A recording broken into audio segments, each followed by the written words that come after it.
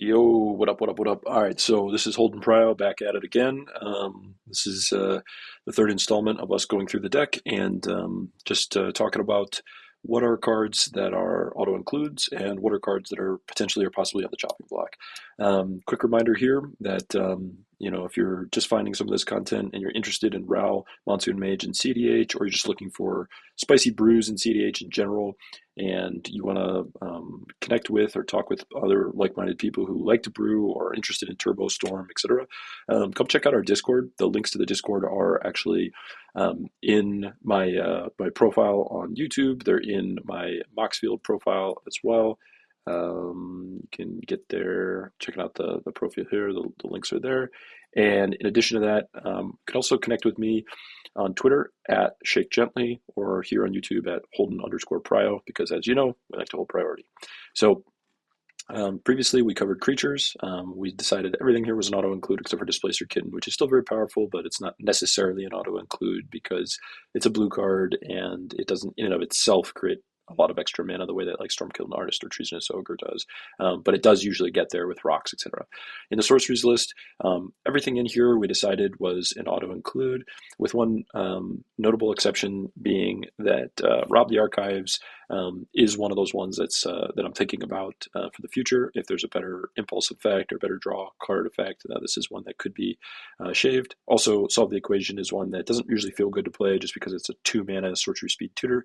It's kind of a necessary evil because all of the cards that we want to win with are instants and sorceries in this deck. There's also an argument to be made that the Twister wheels, so Time Twister and Echo of Eons, could necessarily be, these could be considered not auto includes, but from the way that I've been playing the deck and from everything I've seen, it really does feel like the most optimal version of this deck plays lots of wheels with Treasonous Ogre to make mana afterwards. So these do feel like auto includes for me at this point. And everything else is just rituals, mana makers, grape shot, and cantrips, and then our recursion effects in like recoup, past in flames, recall for our intuition lines, etc. Let's jump into the instance. Here we go.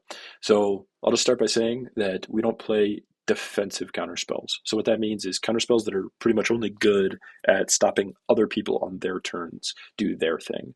So you'll notice like we have Force of Will, for example, or we have Pact of Negation, or we have an Offer You Can't Refuse, or Flusterstorm, or Mental Misstep, or Daze. I think Fierce, technically Flare, technically Tybalt's Trickery, technically Swat.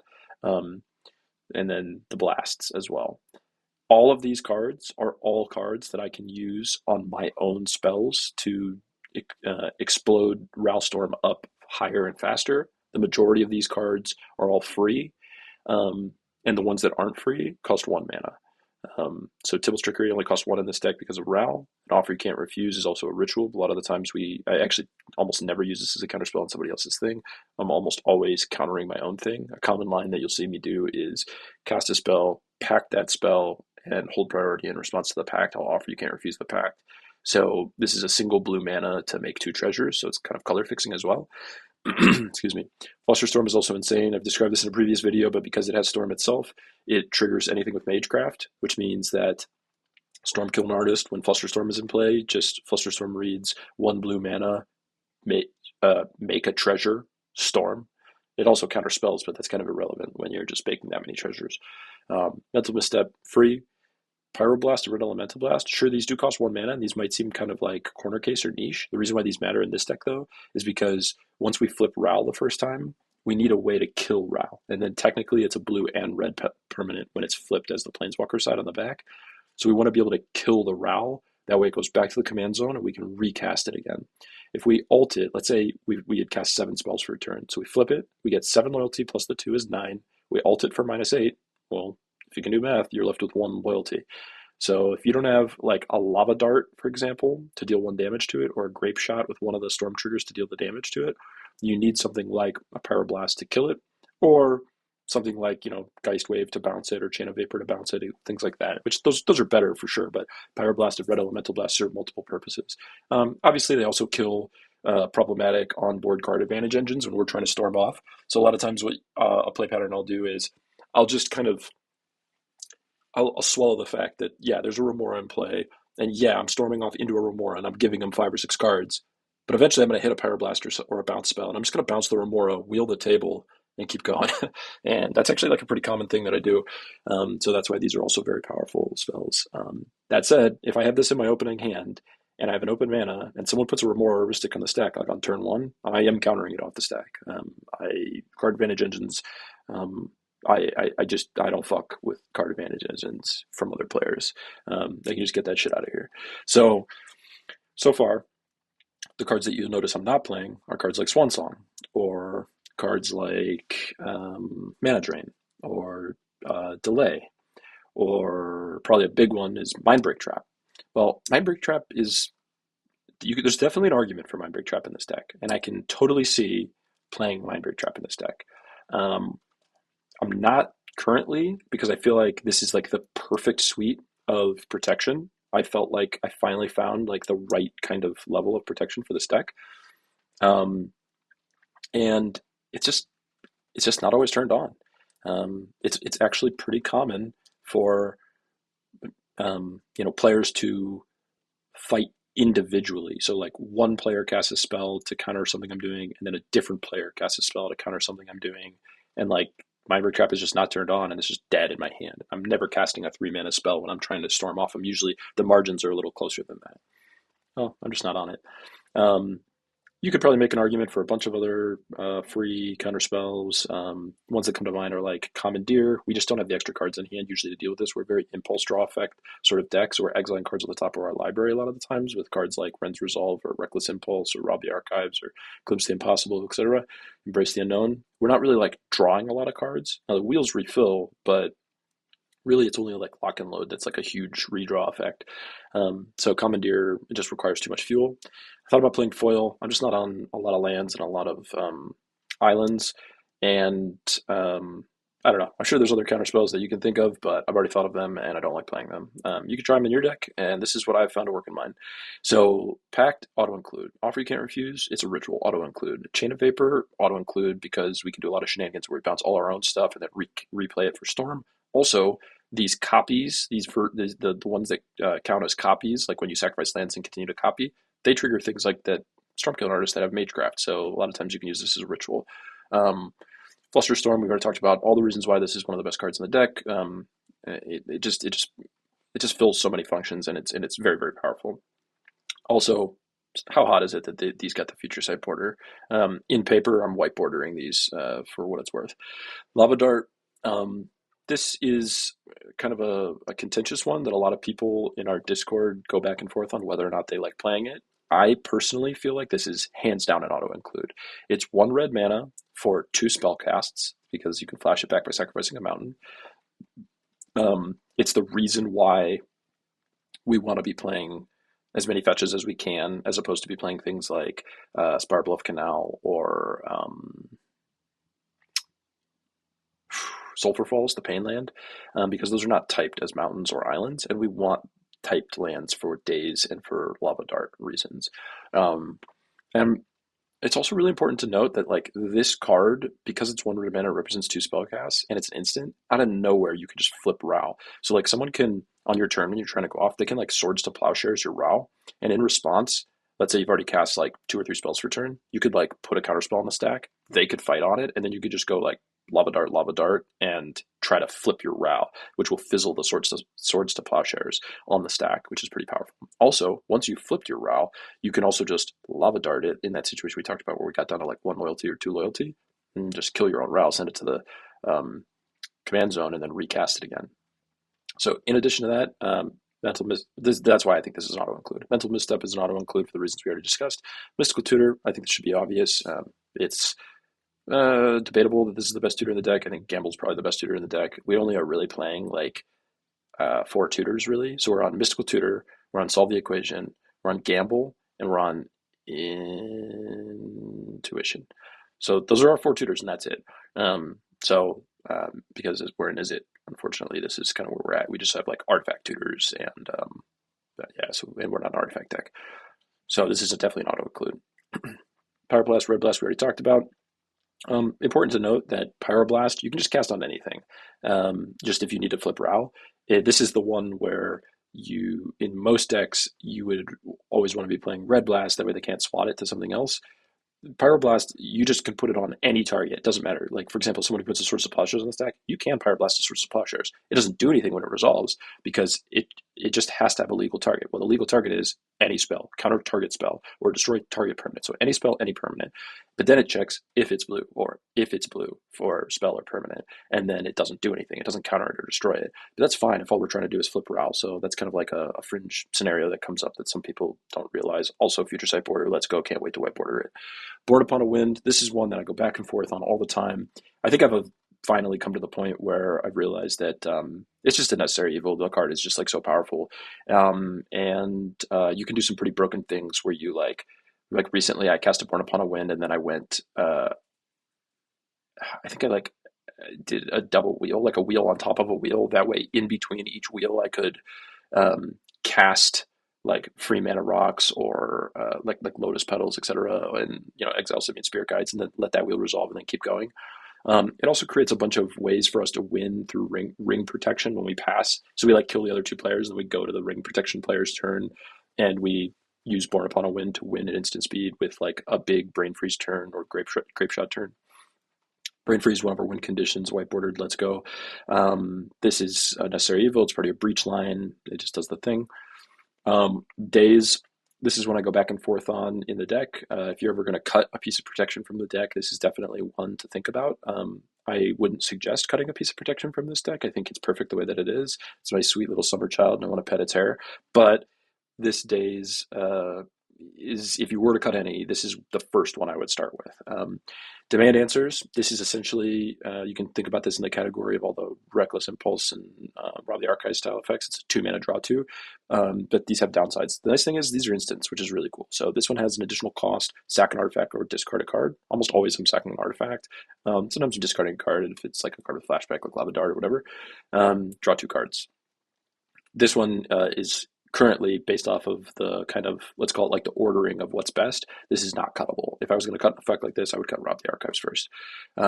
Desperate Ravings, this is one that was like, when I found this originally, I immediately realized how broken this card is in this deck. It's a single red mana, draw 2, discard a card at random, but then it has flashback for the same cost as Echo Vions, where it's in this deck, it's a blue and a generic. So this card represents 3 total mana, so red, blue, and a generic, and it lets you, when it all is said and done, draw 4 cards, discard 2 cards at random. So it is card advantage by the time you finish everything, and it is an instant. And almost everyone forgets that it's an instant. It's very weird for cards like this that have flashback to be instants. So for you to be able to cast this at instant speed out of your yard is very unexpected, and people just have never read this card and have no clue what it does, and just catches people off guard. For me, this is an auto-include. Desperate Ritual, auto-include. Pyretic Ritual, auto-include. Sick art, so dope, can't wait to white border it. Geist Wave, a lot of people I'm sure are thinking that's not the best, that's a suboptimal bounce spell, that's not the best bounce spell, you could be playing a better bounce spell, Alchemist Retrieval, blah, blah, blah. The reason why this, I believe, is actually the most optimal bounce spell in this slot, obviously we're on Chain of Vapor as well, but the reason why this is the most optimal bounce spell in this slot is because, first of all, it's return any non-land permanent to its owner's hand, so there's no restriction at all. So it's essentially a single blue mana to do this because we almost always have Ral in play. And then if you controlled that permanent, draw a card. Well, what is the one permanent of our own that we would almost always be bouncing? It's our Ral. So once we flip a Ral and it has low loyalty, off the Ral flip, let's say we hit a Geist Wave and we bounce our own Ral, we just put Ral back in our hand and drew a card. This is insane. Alchemist Retrieval, on the other hand, it runs into that scenario where it's essentially the identical same card.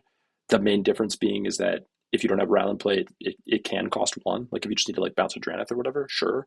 But you never get the upside of drawing a card. And every once in a while, you just need to cantrip and you're top decking. And when you rip this as like, let's say you Desperate Ravings as like a Hail Mary play to try to draw 2. So you draw 2 cards, discard a card at random. The only card you're left with hand is a Geist Wave, and you have like a Mox Amber that's tapped in play. You just Geist Wave the Mox Amber, draw a card, recast the Mox Amber, you're up mana. Like this can, or you're neutral on mana. Like this can just do a lot of broken things because it draws you cards. It reminds me a lot of Repeal in a lot of ways. And I've for a long time thought about playing Repeal in this deck. In fact, it's in the considering board. But yeah, to me, this is an auto include as well. Return the Favor. This is one that's on the that's not an auto include, we could definitely not play this card. But recently, I have convinced myself that both this card, Return the Favor, and Reiterate are definitely powerful enough cards to bring back into the deck. They were gone for a while, but I brought them back.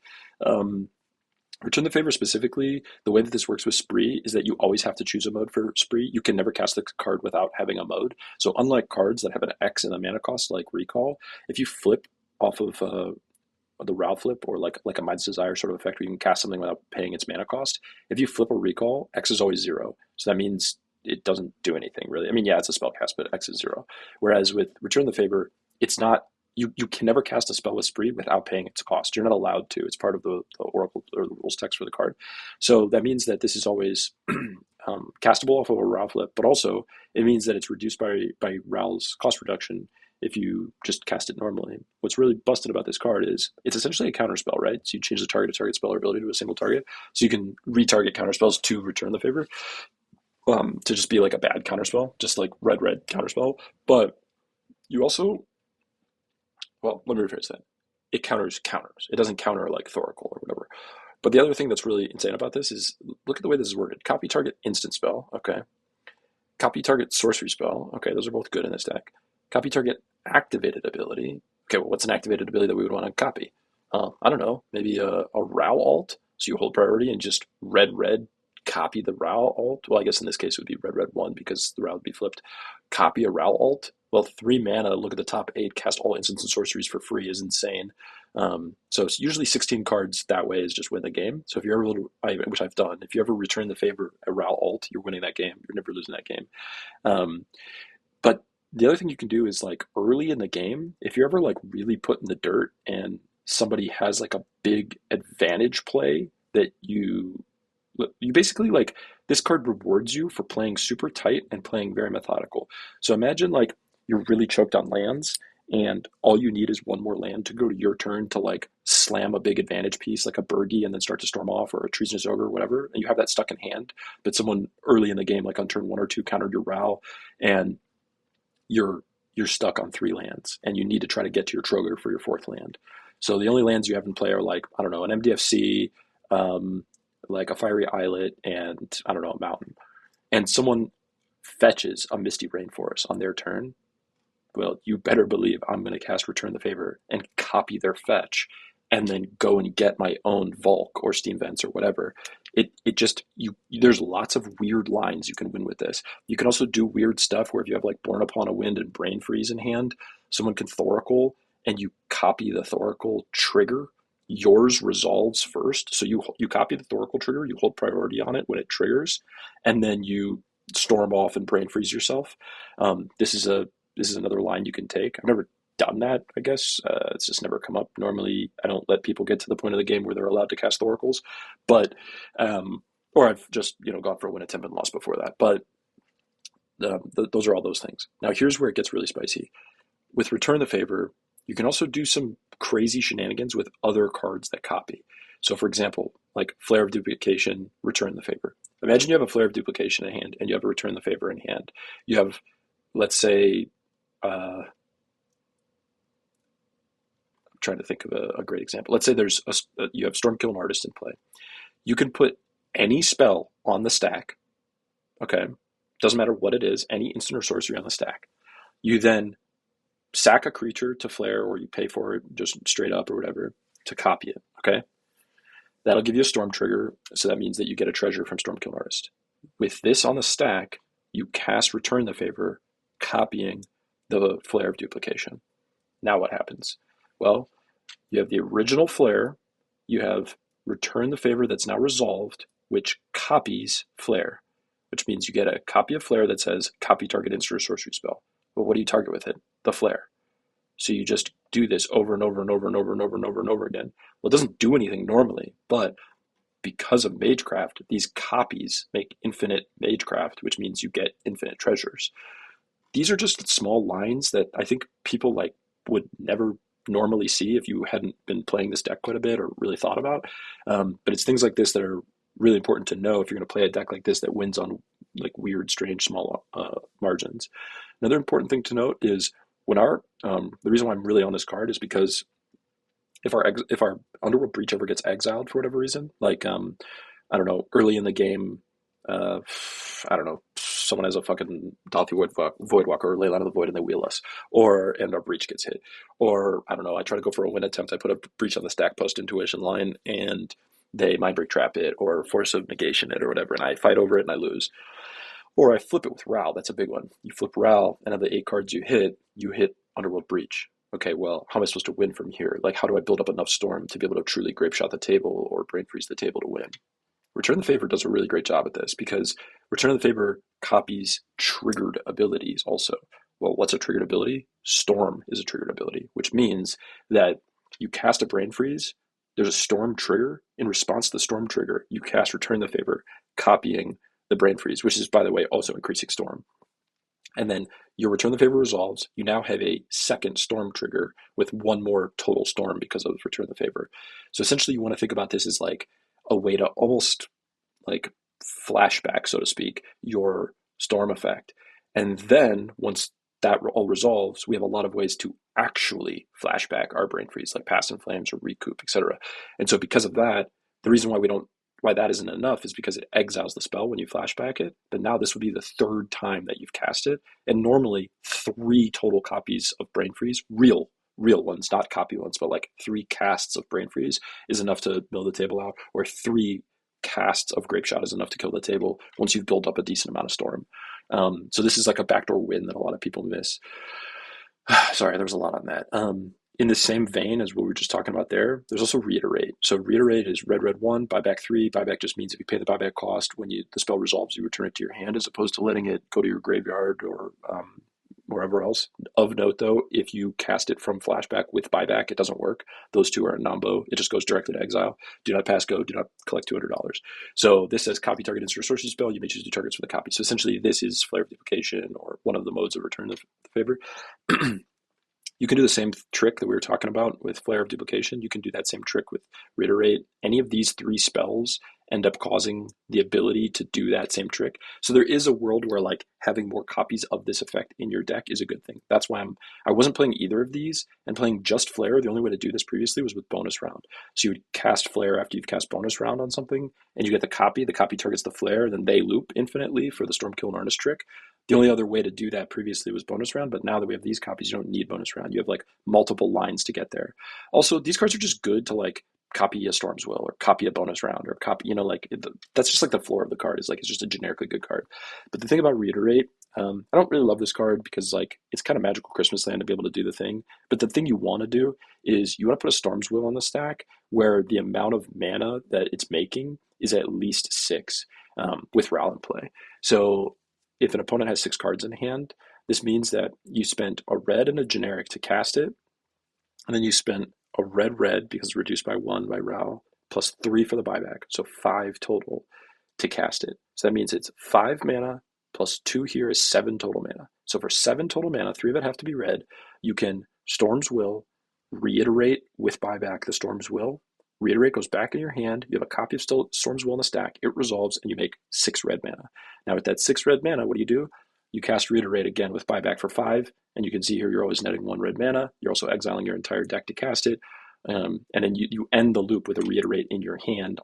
Also, you've cast not infinite, but you could, I guess, cast infinite spells here if you want to for Infinite Storm. So this is just like a self-contained loop.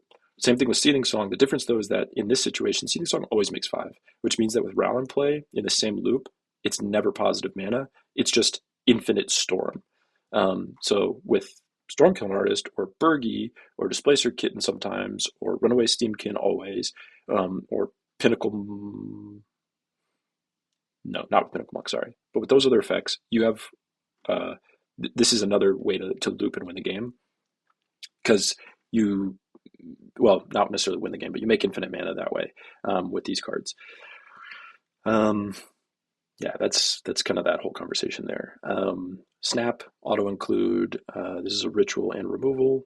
Tybalt's Trickery, I believe, is an auto-include personally because it's a single red mana, counters literally anything, including a Thoracle, and it also mills, which we want to do, and it's a second spell cast when you're going off in your turn, which is really important and powerful. SWAT, auto-include. Fierce, auto-include. Frantic Search, auto-include because it's a ritual. Intuition, auto-include because it's a way to find your breach lines. It's one of the better tutors in the deck. Sync of Stupor and MDFC, that also happens to be a counterspell or removal piece, auto-include. And then Force of Will, for obvious reasons, auto-include. In the next video, we will cover artifacts, enchantments, and lands. And that'll be the deck. Thanks for listening, and stop by the Discord.